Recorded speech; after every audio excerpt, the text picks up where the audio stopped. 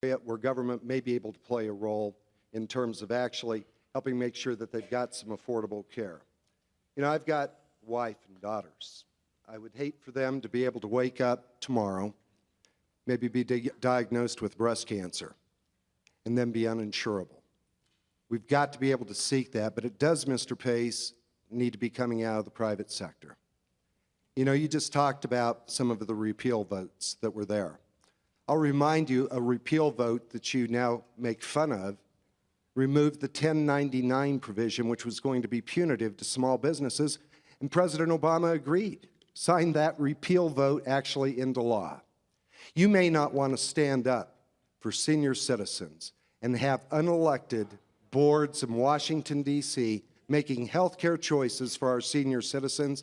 I'm going to stand up for that doctor-patient relationship between our senior citizens and those doctors. So a lot of this ultimately gets down to, do you go with the flow and business as usual, or do we bring that common sense portion right back into it?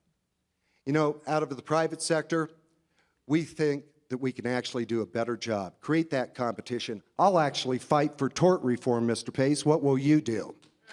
You know, let's make sure we can insure every American, but that doesn't mean that you're going to get health care. Walk with me and talk to senior citizens right now who do not have access to a doctor just by virtue of a couple of birthdays. They became senior citizens, and now they cannot find a doctor to be able to take them. We can do it smarter. We can do it better.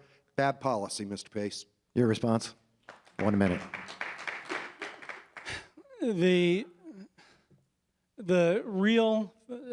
core belief that I have is no one should be one medical emergency away from bankruptcy. That is a moral belief I have. On this 1099 provision in Congress, I don't even know why Congressman Tipton is attacking me on something else that Congress has done. It seems as though he thinks he's running against President Obama. He's mentioning him so many times. The fact of the matter is, you can take a lot of the right wing and the vitriolic rhetoric from Washington and keep pointing it at me, but I'm not the one there who's been causing the gridlock, Congressman. 1 minute rebuttal.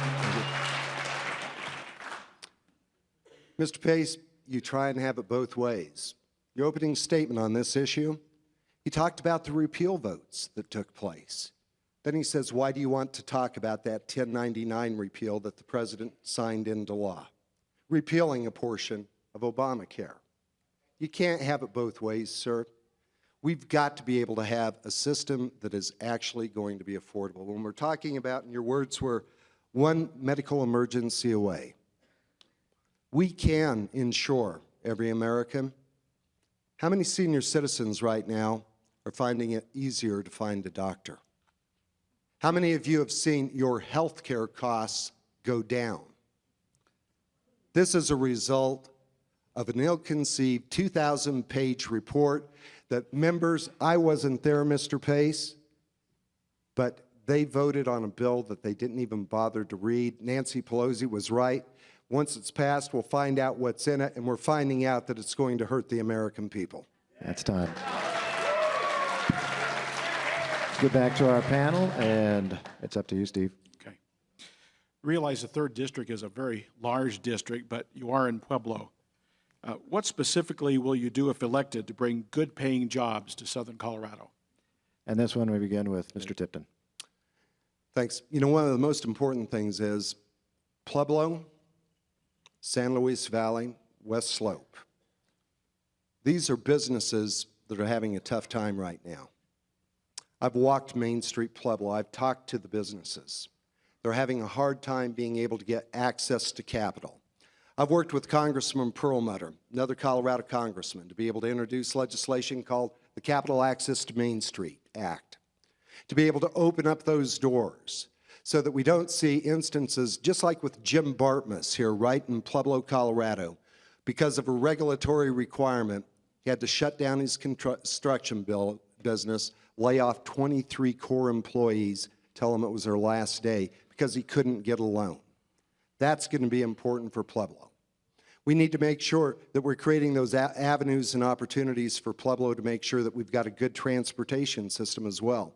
Visited with city members in regards to the interchange on the north end of town, to be able to get access through some of those Tiger funds, to be able to help actually build those roads. I've worked with PEDCO, and part of the job, and we've got 2 communities that typically fill the requirement for businesses trying to be able to relocate here to Pueblo. It's going to be Pueblo and Grand Junction. Pueblo's got a great blessing with the interstate, a great airport, and then even access to Denver. So we've passed those businesses on to Pueblo's PEDCO to be able to research that, to try and actually to be able to bring those jobs in. We're going to continue to work on the regulatory environment that small businesses are suffering with right here in town in terms of what is going to be the actual certainty in terms of the tax code, the actual impacts that are going to be coming from the President's health care plan, which are going to be driving up costs and our inability to be able to actually create those investment dollars to be able to put people back to work and to be able to provide some of that real certainty. Mr. Pace. There are a lot of people hurting in our community. There are more people who need jobs than there are jobs right now. It's a moral imperative that our congressman is fighting to create jobs. Instead of fighting to create jobs, what gridlock in Washington is doing is killing jobs. The inability to pass a production tax credit, the inability to pass a farm bill in this district is killing jobs right here in Pueblo. What we need to do, and there's a lot that people agree on, and if you walk down the street in Pueblo or Beulah, people are going to agree on a lot of things. People are going to say we have to support renewables. We have to support small businesses. We have to have workforce development. There's 2.5 million job postings in America that aren't being met because we're not meshing up the right workforce skills. We have to ensure that our educational system is the strongest in the world. We have to protect our farmers and our ranchers. There's a long line of things that can be done out of Washington, and it's not being done because people are disagreeing. It's not being done here in the community.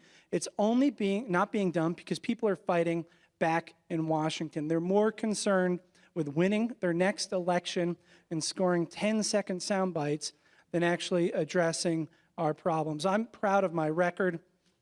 When the steel mill came to me and they said that they had a backlog at the air quality permitting department in the state, I'm the only one up here on stage who actually passed a bill to eliminate red tape when we made it more streamlined to get an air quality permit, working with both sides of the aisle.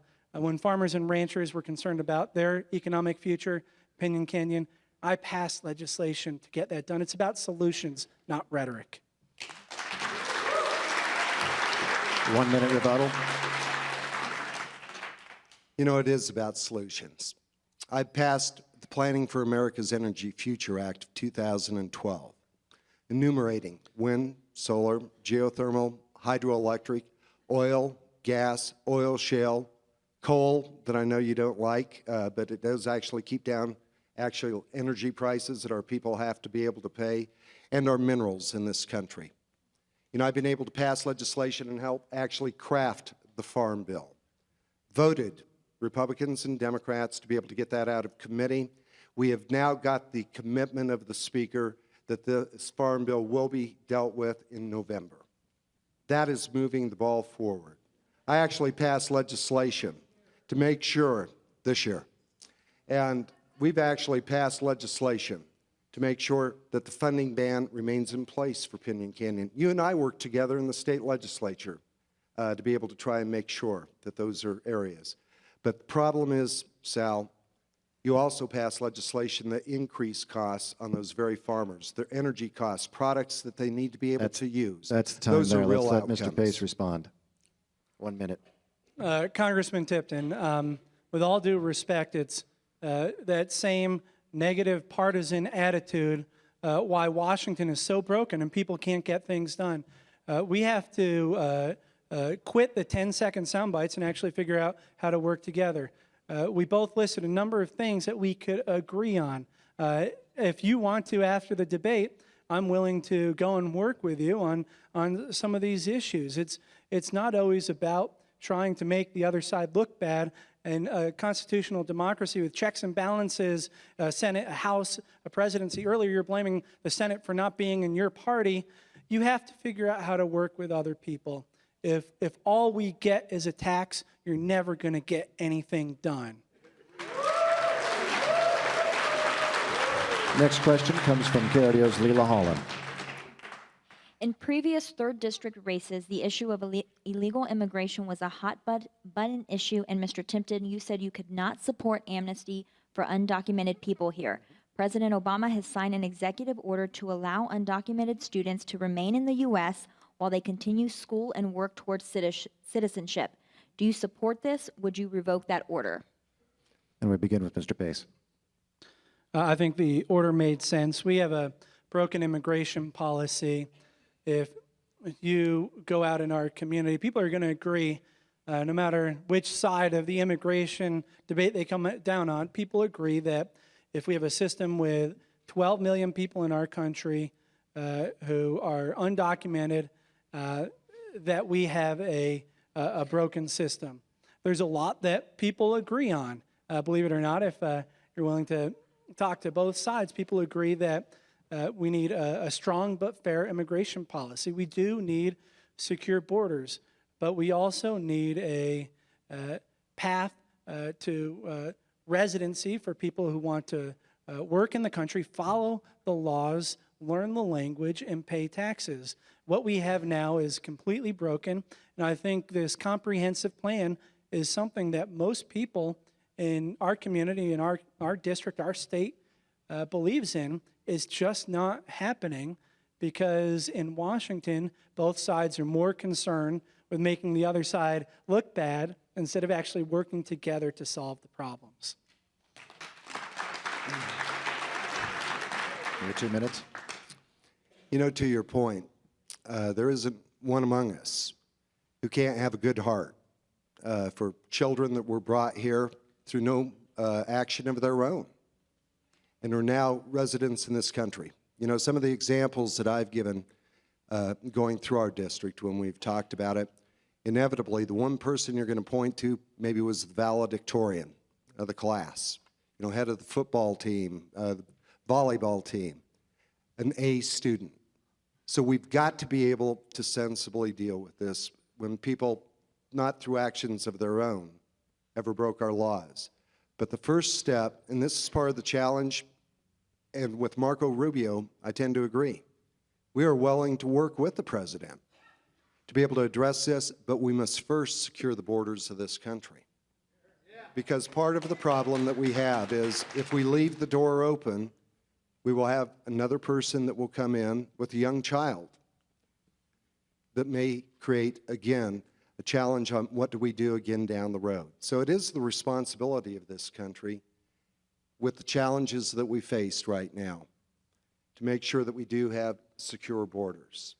And I believe in my heart that we as a nation, once we secure those borders, we will deal with this with the good hearts of Americans, as we always have, to be able to actually address some of those challenges. I've pulled together meetings with Republicans and Democrats in regards to an idea called the red card. In fact, I'll invite everyone here to pull that up on your computer. It's called redcardsolutions.com.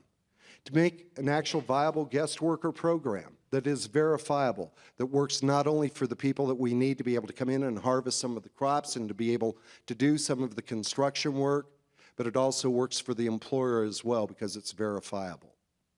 These are common sense solutions.